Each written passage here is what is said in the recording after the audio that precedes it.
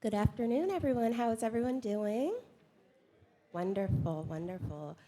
Well, we've already gotten a wealth of information today, so I'm really thankful for that and thankful to see all these faces here. It's really great turnout. As Damian mentioned, my name is Lindsay Southard. I am the Community Engagement Specialist with the Office of Police Oversight with the City of Austin. And with us today for this panel, we have Bianca Vasquez, and we also have Jonna LaGone-Haynes, who will be joining us on this panel today. And again, the topic is home ownership still affordable in Austin? Is it something that's still a possibility? So I will now allow our panelists to introduce themselves. So I will start with you, Jonna. Thank you, everyone. Good afternoon. My name is Jonna LaGone-Haynes. My apologies No for that. worries. I get it all the time. I'm used to it. I am a realtor. I'm a licensed realtor for 16 years with Keller Williams. I am also the president of Austin Black Real Estate Professionals, and I'm a new director with the Austin Board of Realtors as well. You want to go ahead, Bianca? Hi. Oh, sorry. Hi, everyone. My name is Bianca Vasquez. I'm a local realtor here in Austin, Texas as well, a born native of Austin, and I am a board member of National Hispanic Association of Realtors. All right. Well, thank you both again for being here. I guess the first question that we'll start with is, our communities here in Austin have a very clear and distinct memory of when housing was kind of sustainable and more affordable. And that time has seemed to have passed, but I guess we want to know, how did we end up in this position that we're in terms of housing affordability in Austin, and why? Why are we at the point that we are right now? You can go first, Bianca. Go Okay, ahead. sure. So in the last 2 years, there's been a combination of things that have taken place. With interest rates going low and us being on a shutdown during the pandemic, a lot of people had enough time to stop and think about where they're living in their situation. Not only that, with interest rates going historically low, at a 2% interest rate, we had companies that were actually considering too the way that their states handled the shutdown. A lot of companies decided to go ahead and migrate, and with Austin trending to become one of the top 10 tech cities in the world, we actually ended up becoming number 8. And with rates being as low as 2%, companies migrating, they also brought over their employees with the same pay. So if you think of someone from the Bay Area making 6 figures, our residents here, we're making probably 30 to 50,000. So we're competing at offers anywhere from someone that's making 30 to 50,000 versus $150,000 job transfer. So that's typically what I would say is took place, and yeah, I think I'll give it a rest. Johnny, you want to take that one too? Sure. I would agree. When COVID happened, a lot of us, we didn't know how it would impact us, right? In fact, we thought we'd be sitting at home with everyone else. In fact, the opposite happened. I mean, some of us had our best years in the last year or two because so many people moved to the area for various reasons. When people decided, as she said, that we can work remotely, work from home, well, people wanted to move where their ideal city would be. They wanted to move to where they wanted to be, where they're closer to family. There's no restriction on where they could work, so why not move? So a lot of people came to the area. Austin's very attractive for very many reasons, right? The landscape, the lifestyle, great for artists and music, proximity to Dallas and Houston and San Antonio, things like that. So we did have such a migration here. The tech companies, when Tesla announced that they were moving here, my phone was ringing off the hook. We had a lot of investors come into the area, and they just bought up everything, right? They bought up blocks of homes. They bought sight unseen. They waived appraisals. They waived inspection periods. They offered twice as much. It was crazy. And then the smaller technical companies followed suit. They followed the big dogs, right? So that's bringing a lot of people from California and elsewhere. And you all probably, maybe or maybe not, you've heard the term Silicon Hills, right? So, now we're Silicon Hills, we're not Silicon Valley, so we have that reputation. But I don't want to blame it all on COVID, right? I'm not a native Austinite. I've been here about 4 years, and in my leadership roles, what I'm learning is that this has been an ongoing systemic issues that have been going on for decades here in Austin. And so, the main reason is there's underbuilding, there's not enough homes, there's lack of housing, and there's a lot of complicated, lengthy processes from permitting to, development, restrictive land codes, and those costs associated with all of that, the costs and the fees are being passed down to the consumer, right? So that's another reason why we're here where we are. Another one would be there's no incentives for developers to build affordable housing, is my understanding. So, and when there is affordable housing, it's a very small percentage that's allocated for those individuals as well. So, I would say those are some of the reasons why we're here where we are today. Thank you for that. And you mentioned a lot of challenges, and those certainly present a lot of barriers to entry for some. But for those for which homeownership still might be a possibility, you still have things like taxes, property taxes, and cost of living still presenting themselves as barriers for some to enter the homeownership market. What needs to change in respect to those factors to create more sustainable options or more possibilities, or to lower some of those barriers to entry for all Austinites to make home ownership a possibility for more people here? And John, I'll let you hit that one first. Sure. Well, I would say first, prioritize building more housing, and every type of housing there is, and in every price, right? So, single-family homes, townhomes, duplexes, multifamily, and ADUs, accessory dwellings. If you're not familiar with what that is, that's, for lack of a better term, a guest house. Maybe there's enough space in someone's property to have that second separate home, and they can rent it out, or, that type of thing. To speak with our legislators a little bit more regarding the issues, accessibility issues that we talked about.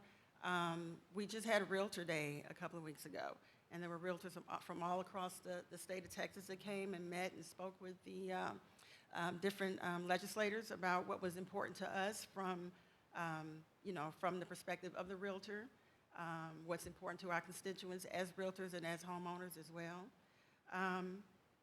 Increase homestead exemptions, more down payment assistance programs, and just have more conversations in general, and create opportunities for more partnerships and strategic partnerships. So with Austin Black Real Estate Professionals, I've been doing quite a bit of that. I'm learning a lot. We just met with Habitat for Humanity not too long ago and learned about all the different programs that they have to help with down payment assistance. They have 5 different programs, from helping with repairs to counseling, financial counseling, you name it.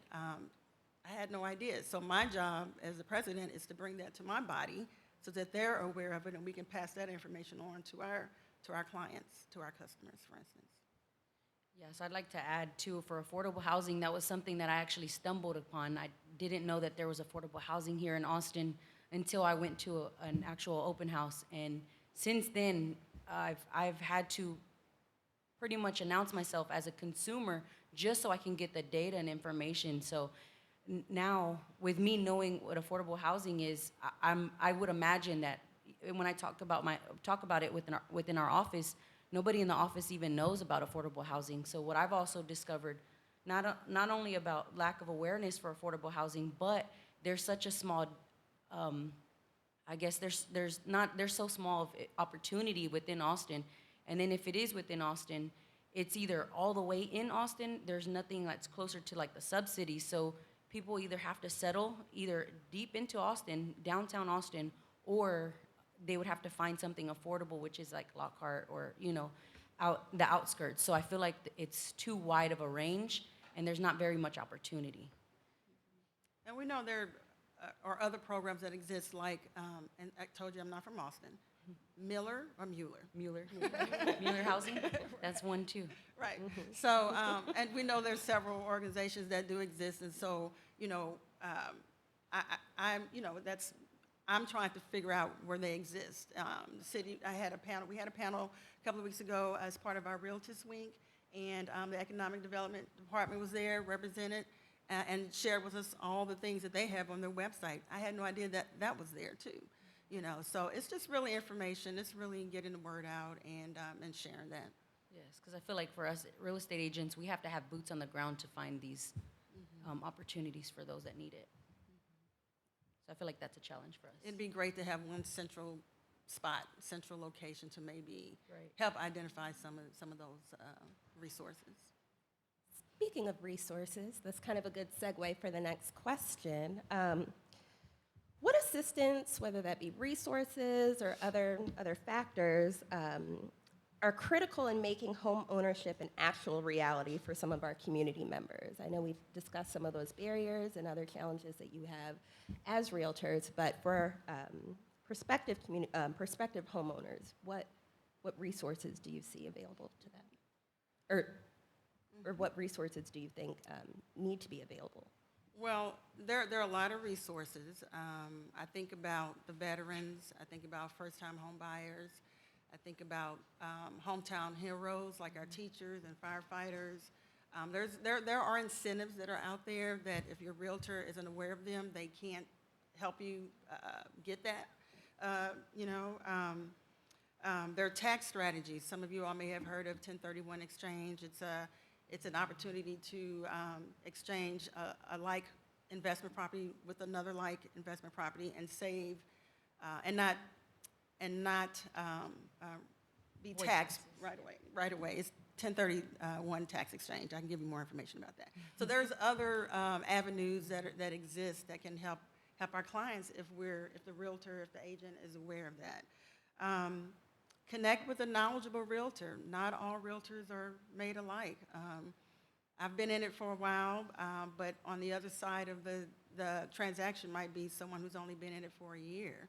And so, I might be doing the job of both agents. I might be the one that has to save the deal or the transaction, or may be able to provide some creativity so that we can all get to the closing table and help our customers, our clients.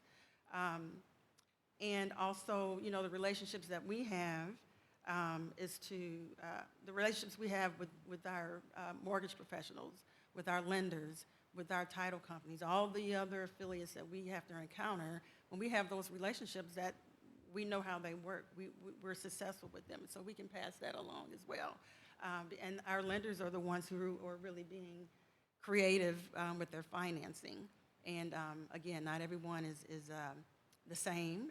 You have community banks, you have private mortgage companies, you have the big banks. So who's going to be the best for that situation or for that client? And so they will need to lean on us for that information and that guidance.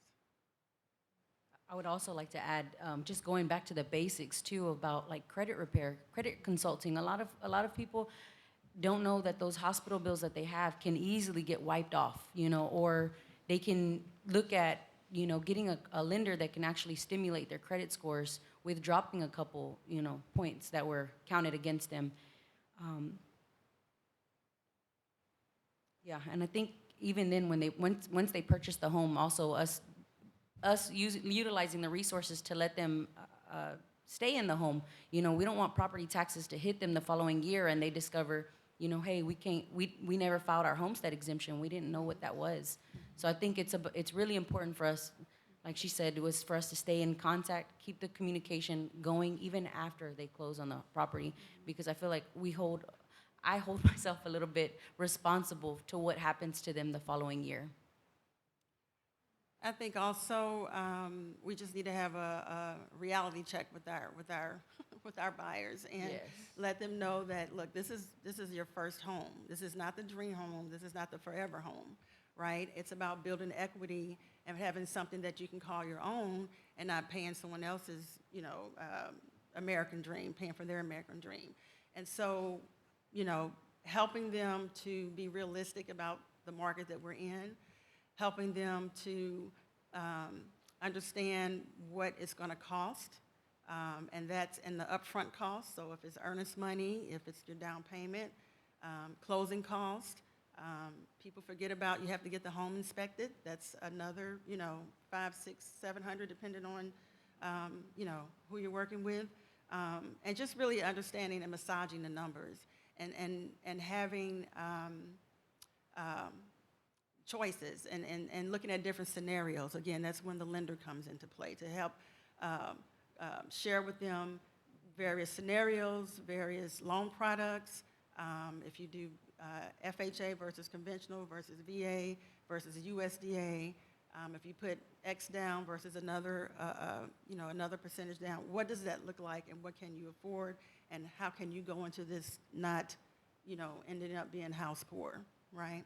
So there's a lot of things that we can do up front, and if you're not ready, you're not ready, but at least you know your credit score is not where it needs to be, so then we can plan ahead and plan for, the next 12 months when your lease ends, you've gotten the savings that you have. Am I getting off topic? No, go ahead. Also, once you get into that situation, or once you get under contract, for instance, we want to get to closing, right? So don't co-sign for someone. Don't buy a new car. Pay your bills on time. Some common sense things that really will impact that debt-to-income ratio that could really just, mess you up at the very last minute. So having those conversations is key. Thank you for that. It's also bringing up some memories of the closing process that I would rather forget. But I also did need to hear that this is your first home. That was a reinforcement that I needed to remind myself of, and I still constantly am. My next question, and Jonna, you did mention some difficulty in locating opportunities or properties that offer affordable housing. What else are you seeing are some issues that are kind of presenting themselves to families that are trying to locate affordable housing in Austin? Well, we know that our, folks are priced out, right? And so if they find the home, if they find an affordable home within the city limits, it's not going to be where they want it to be, or it's not going to be as new as they want it to be. It's going to be an older home, or it may need some repairs, and they're not prepared, or they don't want to deal with the repairs that will need it to be livable or the way they want to be, the way they want it to be, which means they have to look outside the city limits. So then you're dealing with location. You're dealing with, I'm not near my babysitter, I'm not near my church, I'm not near the neighbor who's going to walk my kids home, I'm not near my favorite restaurant. Those types of things, those conveniences. And so the commute is another issue, and I know that came up earlier, about transportation and things like that. So those are some of the problems with locating affordable housing. It's not going to be where they really want it to be. And then for those down payment assistance programs or programs that will help, sometimes they don't want to do the work. They don't want to, the criteria that's required, they may not want to participate, or they may not go all the way. Does that make sense? They may not want to attend the classes, or the sweat equity or whatever's needed. So that's a barrier too. They just don't want to comply. There's a long waiting list. So some of these programs, they can get in it, but it's a long wait. There's a long wait, right? And so you have to be patient. And that time frame or that timing just may not work for them as well.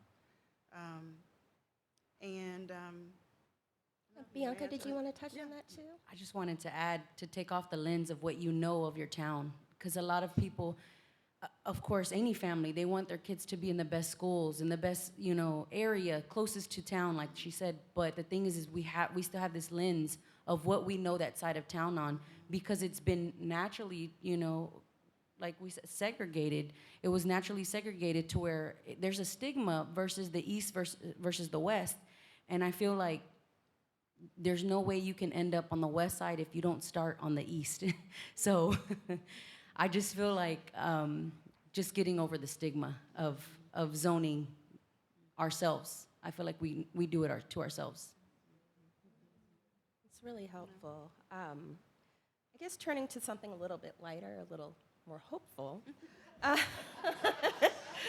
Are there any examples that either of you can provide of maybe other cities, whether they're in Texas or not, that have been able to implement successful policies or programs that have helped their populations overcome different affordability challenges? Wow. I mean, go ahead. We love Austin. We just focus on Austin and the area, so that's kind of tough. I mean, and the ones that we already know about, like Habitat and NACA. I think NACA's here. So I can't really pinpoint anything, and I think that's the issue. That's the problem. If they're existing, we don't know.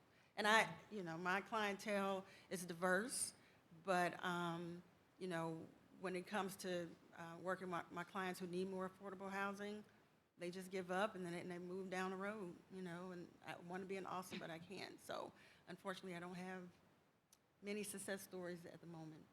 Bianca, did you want to tack on? If we go a little further out, like I would like to say, like Buda, for the most part, there's so much development that's taking place there. Along with there's pockets of low tax rate areas, so I feel like that's all I can say is like the further you go out, not so far, but if you go close, like 1 or 2 exits out from Austin, there is a lot of opportunity that's untouched. Not a lot of people, like Bastrop is coming up. That's true. And if you go more north, you have Gerald. Yes. So there are a lot of people moving to Gerald that started patient. off very, very affordable, but now I think they're not so much. But at the beginning of COVID, when everything was kind of happening, Gerald was just blowing up, and of course, people were moving out to Taylor. People, I'm stretched. I'm going out to Temple and to Waco and to Belton and Killeen even, which I hadn't done before. I'm going to Elgin. I'm going to Manor and Del Valley. So I'm all over the place. Yeah, and I think that's the glorified thing of what's going on in our market is that with rates being at a 6%, a lot of investors can't stomach those mortgage payments because they're wanting to put the minimum down. So the true investor is that first-time home buyer right now that's willing to sit in the home and wait for everything to develop around them. So I feel like that's one thing, a highlight right now for this market is a first-time home buyer can put the time in. I was just going to say, I've heard on the news lately that there are some initiatives happening for teachers specifically. Also heard on the news that everything that's going on is also impacting students. The UTA is now having something to help with the students because they can't afford to. If they're not in a dorm, then they have to go rent, right?